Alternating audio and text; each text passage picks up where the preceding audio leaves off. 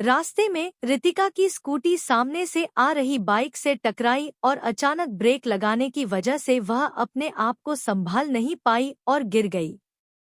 हालांकि उसे ज्यादा चोट नहीं आई थी, पर उस बाइक वाले पर उसे बहुत गुस्सा आया। गुस्सा आना लाजमी था। एक तो वैसे भी उसे देर हो रही थी और अब यह सब हो गया। रितिका जल्दी से उठी, अपने कपड़े साफ किए और अपनी स्कूटी खड़ी की और उस बाइक वाले की तरफ मुड़ी। वह कुछ कहना ही चाह रही थी कि उस लड़के ने, जो खुद भी रितिका को बचाने के चक्कर में गिर गया था, बोला, माफ करना, मैं बहुत जल्दी में था इसलिए ध्यान नहीं दे पाया। I am sorry. रितिका का तो जी कर रहा था कि अभी उस लड़के को इतना सुनाए कि दोबारा कभी वो इतनी तेज बाइक ना चला पाए। पर उसे कॉलेज के लिए देर हो रही थी तो बस गुस्से को मन में ही दबाना पड़ा और तुम्हें बाद में देख लूंगी बोलकर गुस्से में घूमते हुए निकल गई वहां से। उस लड़के ने एक गहरी सांस ली और रितिका को जाता देखता रहा। फिर उसने भी अपनी बाइक ली और वहां से निकल गया। कॉलेज पहुंचकर रितिका ने चारों तरफ नजर दौड़ाई और प्रिंसिपल ऑफिस की तरफ कदम बढ़ाए।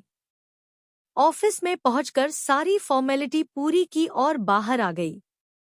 बाहर आकर उसने इधर उधर नजर दौड़ाई और अपनी फॉरेंसिक साइंस क्लास ढूंढने के लिए आगे बढ़ गई। सामने ही एक लड़का उसकी तरफ पीठ किए किसी लड़के को कुछ समझा रहा था। वो उसके पास गई और उसने पूछा कि forensic science first year classroom कहाँ है। वह लड़का जैसे ही रितिका की तरफ मुड़ा, दोनों के मुंह से लगभग एक साथ ही निकला, तुम। रितिका और वह लड़का दोनों हैरानी से एक दूसरे को देख रहे थे। रितिका तो समझ ही नहीं आ रहा था कि खुश हो या हैरान। वह लड़का कोई और नहीं कार्तिक था, जिसे वह तब से चाहती थी जब वो 8वीं में थी। हाँ, यह बात अलग है कि उसने कभी यह बात किसी को बताई नहीं थी, कार्तिक को भी नहीं, क्योंकि उसे अपने पापा का सपना पूरा करना था। इसलिए वह नहीं चाहती थी कि उसका ध्यान पढ़ाई से हटे। कार्तिक, रितिका, तुम यहाँ? मुझे तो यकीन ही नहीं हो रहा यार, पूरे 4 साल बाद देख रहा हूँ तुम्हें। रितिका, आज मेरा पहला दिन है इस कॉलेज में। तुम कैसे हो और यहाँ क्या कर रहे हो? कार्तिक, मैं भी यहाँ स्टूडेंट हूँ। यार वैसे तुम्हारा स्ट्रीम कौन सा है? Ritika, BSc forensic science. Kartik, क्या बात है, मतलब मैं तुम्हारा सीनियर हूँ। BSc forensic science 3rd year है मेरा। रितिका, अच्छी बात है। रितिका को बहुत घबराहट हो रही थी, पर वो यह कार्तिक पर जाहिर नहीं होने देना चाहती थी, इसलिए बस उसकी बातों का जवाब दे रही थी।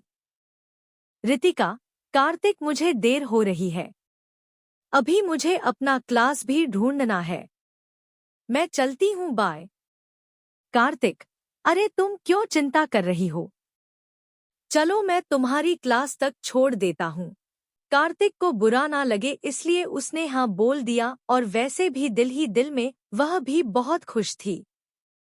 आज इतने सालों बाद भी यकीन नहीं था कि उसे कार्तिक यूं मिलेगा, उसका सीनियर क्लासमेट के रूप में।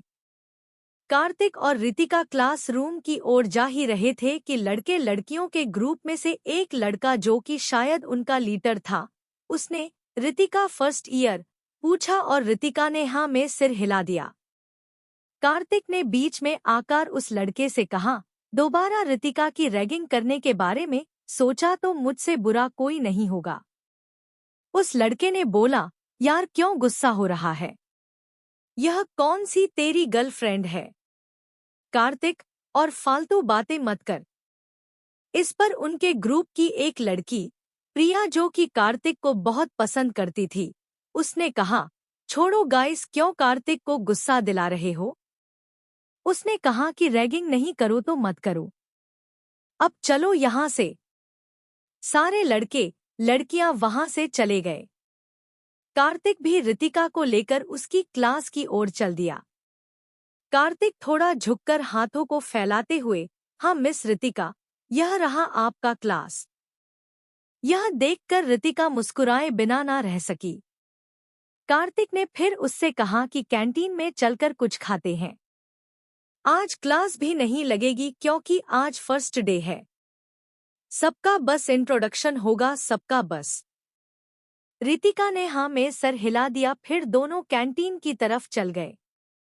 कहानी में आगे क्या हुआ जानने के लिए इस कहानी का अगला भाग जरूर पढ़ें। ऐसे ही मजेदार कहानी सुनने के लिए और हमारे साथ जुड़े रहने के लिए हमारे चैनल को लाइक एंड सब्सक्राइब जरूर करें।